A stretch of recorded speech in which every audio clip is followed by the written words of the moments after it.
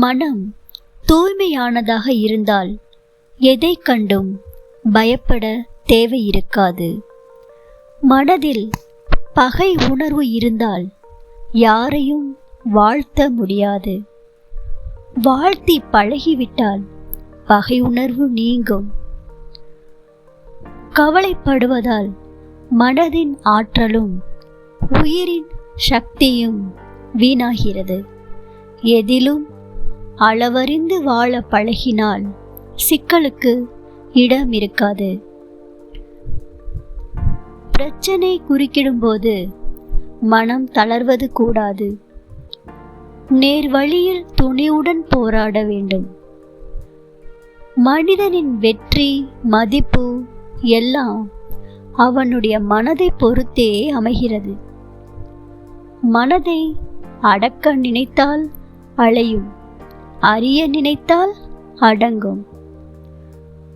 உண்மையில் எதிரி ஒருவன் இருக்கிறான் என்றால் மனதில் எழும் ஒழுங்கற்ற எண்ணங்களே.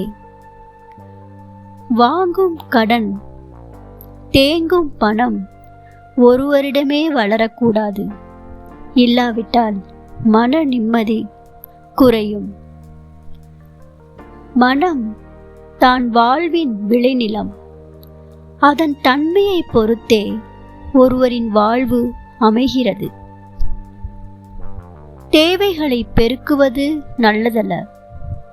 இதனால் சமநிலை இழந்து மனம் பாவத்தில் ஈடுபடுகிறது. பயனுள்ள பொழுதுபோக்கில் ஆர்வமுடன் ஈடுபட்டால் மனதிலும் உடம்பிலும் புத்துணர்ச்சி உண்டாகும். மனதுடன் போர் நடத்தாதீர்கள். தியானத்தால் ஒருநிலைப்படுத்துங்கள். இதுவே மகிழ்ச்சிக்கான வழி.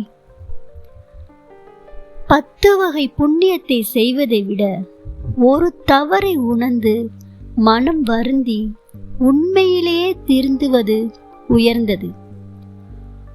உடல் வலிமை மிக்கவனாக இருந்தாலும் மனதை அடக்குவது கடினம். அதற்கு விடாமுயற்சியும் பயிற்சியும் அவசியம்.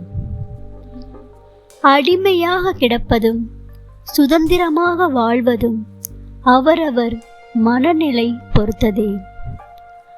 அலைபாயும் மனதை தியான பயிற்சியின் மூலம் ஒருமுகப்படுத்தி வலிமையுள்ளதாக மாற்ற முடியும். திறந்த மனதுடன் மற்றவர்களிடம் பழகுங்கள். எண்ணம் செயலில் நேர்மையை பின்பற்றுங்கள். மனதை தூய்மையாக வைத்திருங்கள். ஏனென்றால் மனமே எண்ணத்தின் உற்பத்தி ஸ்தானமாக இருக்கிறது. உள்ளத்தில் பணிவு இருந்தால் உலகையும் ஆளும் வலிமையை பெற முடியும்.